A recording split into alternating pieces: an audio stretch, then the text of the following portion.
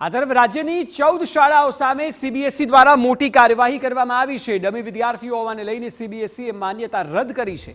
ગેરહાજર વિદ્યાર્થીઓની નોંધણી બાબતે સ્કૂલની માન્યતા રદ કરાઈ છે।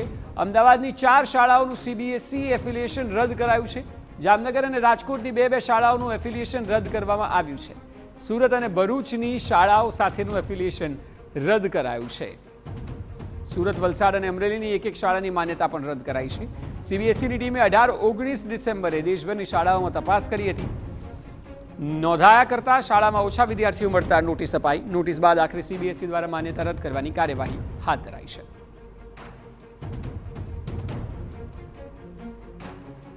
सीबीएसई द्वारा गुजरात की कुल 14 जेटली शालाओ है कि जेनी मान्यता रद्द कराई है, कारण के डमी विद्यार्थीओ मामले જ્યારે તપાસ થઈ ત્યારબાદ આ કાર્યવાહી કરવામાં આવી છે।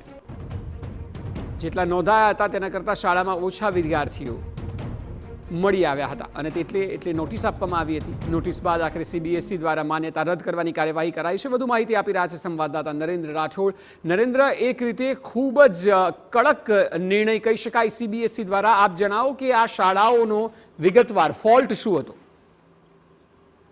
डिसेम्बर 18 અને 19 રોજ સીબીએસઈ ટીમો દ્વારા અમદાવાદ અને એ સહિત રાજ્યની અલગ અલગ જગ્યાઓ પર એક ટીમ પહોંચી હતી ને એમના દ્વારા કામગીરી કરવામાં આવી હતી। એ જે કામગીરી કરાઈ હતી એમાં એ ધ્યાનમાં લેવામાં આવ્યું હતું કે ખરા અર્થમાં આ જે શાળા છે એ શાળામાં કેટલા વિદ્યાર્થીઓ નોંધાયેલા છે અને ખરા અર્થમાં હાજર કેટલા છે અને એ જ બાબતને લઈને જે સમયે શાળાઓને નોટિસ પણ ફટકારવામાં આવી હતી ડમી વિદ્યાર્થીઓને લઈને। અને ત્યારબાદ આજ રોજ એક કાર્યવાહી પણ કરવામાં આવી છે અને એ કાર્યવાહી મુજબ રાજ્યની લગભગ 14 શાળાઓ એવી છે કે જે લોકોને આગામી વર્ષથી એમના નવા એડમિશન નહીં લેવા અથવા તો એમની સાથેનું જે સીબીએસઈનું એફિલિએશન છે એ રદ કરવામાં આવ્યું છે, કારણ કે આ તમામ શાળાઓમાં ડમી વિદ્યાર્થીઓ જે છે એ રહેતા હતા। અને ડમી વિદ્યાર્થીઓ એટલે ધોરણ 11 અને 12ના એવા વિદ્યાર્થીઓ કે જેઓ શાળાએ પહોંચતા નથી, ખાલી માત્ર ને માત્ર શાળામાં એમનું નામ બોલે છે અને જે ટ્યુશન ક્લાસીસ છે એ ખાનગી જગ્યા ઉપર જઈને તેઓ ટ્યુશન ક્લાસીસ લે છે।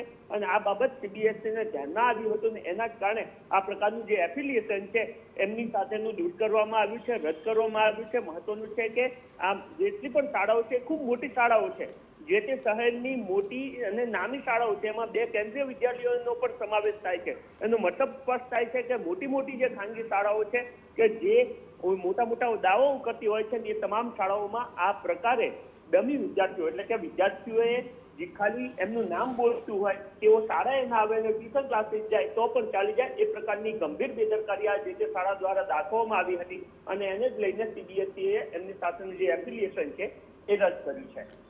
જી બિલકુલ નરેન્દ્ર, આભાર સમગ્ર માહિતી બદલ।